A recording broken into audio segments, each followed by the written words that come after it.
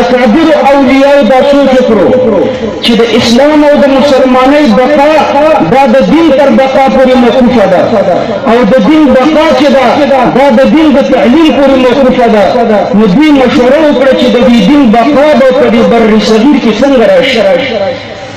نو د لویو مشورو نه وروسته الله پاک ورته کشف او الهام وکړو او د دیوبند د مدرسې بنیاد یې کېښودو.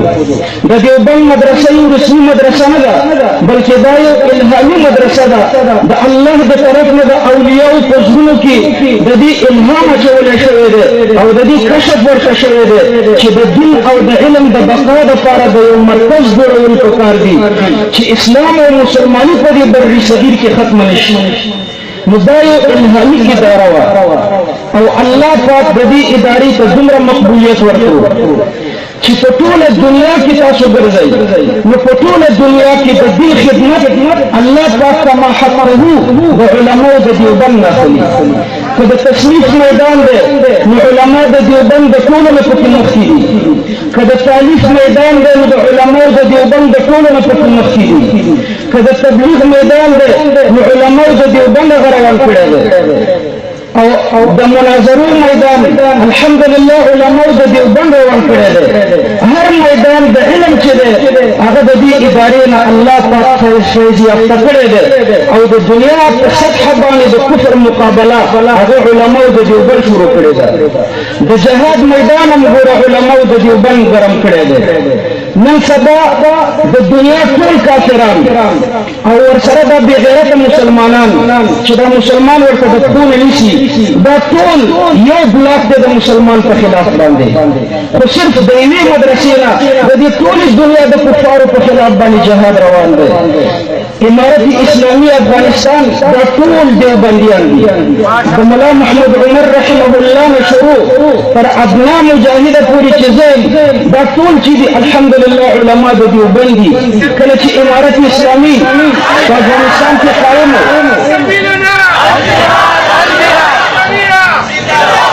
کله چې امارت اسلامی په افغانستان کې حاکم د امیر المؤمنین مولا محمد عمر رحمه الله خپل شخصي مدرسه وه او د امیر المؤمنین د کور شاته وه سرپرستي خپل امیر المؤمنین مولا محمد عمر رحمه الله کوله. 3000 طالبان به پکې اوسېدو.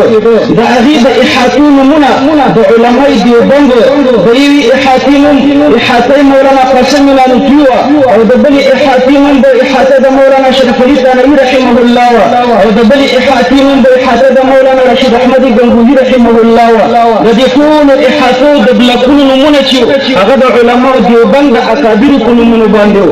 دا د امیر المؤمنین خپله شخصي خاصه مدرسه وه او تر ننه پورې الحمدلله چې نن کوم امیر المؤمنین د مسلمانانو دی او د امریکې او د ټول نیټورک د کفر په خلاف باندې جنګېږي الشیخ هبت الله حفظه الله هغه دیوبندي عالم دی.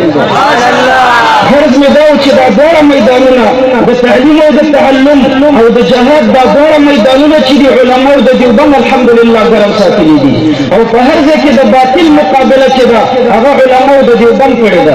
که په بر صغیر کې د قادیانیت فتنه راوتلې ده نو د هغې سرکوبي علماو د دیوبند کړې ده او که د انکار د حدیثو فتنه راوتلې ده نو د هغې سرکوبي او ختمول او د هغې مقابله هغه علماو د دیوبند کړې ده.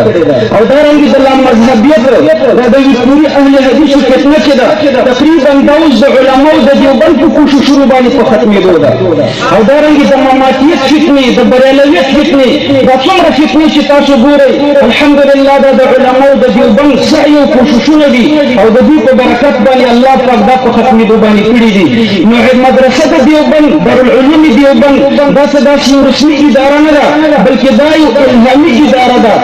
بلکې بعضې علما فرمایي لکه د رسول الله صلی الله علیه وسلم په باره کې چې راځي چې رسول الله صلی الله علیه وسلم امي نو د دې امیوالي مطلب دا نه دی چې دی پته نه پوهېدو بلکې د رسول الله صلی الله علیه وسلم په باره کې راځي چې اوتیت علم الاولین والآخرین ما ته د اولینو د آخرینو علم راکړی شوی دی بلکې د اولینو د آخرینو نه زیات علم هم رسول الله صلی الله علیه وسلم ته الله پاک ورکړی دی.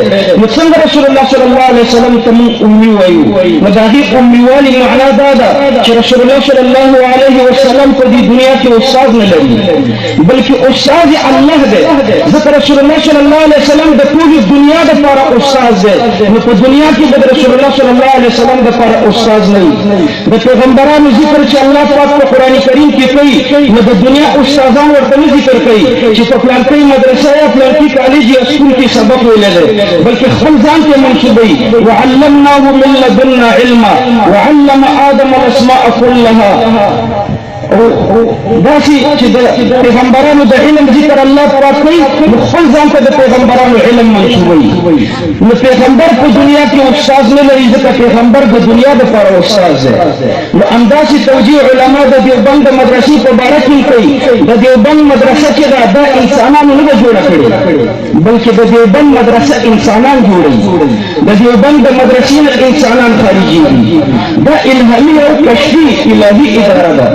او د دې ادارې یو منتمن مولانا رفیع الدین رحمه الله دا په زمانه کې په دې مدرسه کې تقریبا 15 یا 80 طالبان او د مدرسې د خوانه 15 یا 30 کسانو ته پکې لنګر حواله نو یو طالب یو ورځ راغی او د مدرسې دا ترکاري راوړو د مولانا رفیع الدین رحمه الله مخې ته کېښوده چې دا ستا اداره ده او دا چې ترکاري دي طالبانو ته ورکولی شي دومره خراب او دومره ګن دا د طالبانو باندې د پسینه او دا ستا اهتمام دی. نو مولانا رفیع الدین رحمه الله دې طالب ته د سر نه تر پښو پورې ګوري او نظر پکې ښکته او پورته کوي، نظر پکې ځغلی. بیا وروسته فرمایي چې دا د دې مدرسې طالب نه دی. طالبان ورته وویل او ناظمان چې دا د دې مدرسې طالب دی او د مدرسې نه ورته لنګر حواله دی، لیکن مولانا رفیع الدین رحمه الله ورته فرمایي چې نه دا د دې مدرسې طالب نه دی. بیا چې دوی تحقیق وکړو رښتیا دا په مدرسه کې داخل نه و، بلکې دوکۍ کړې وه. په دوکۍ یو څو میاشتې د دې مدرسې لنګر خوړلی.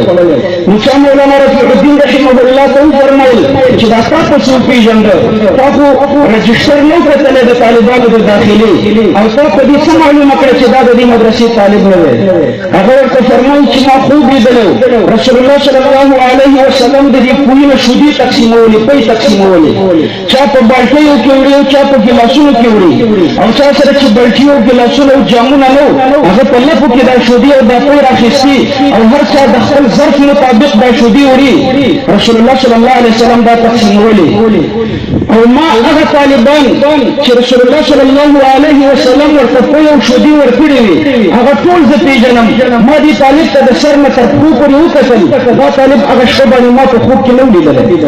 نو معلومېږي دا چې دا د دې مدرسې طالب نه و. نو دا یو الهامي اداره ده.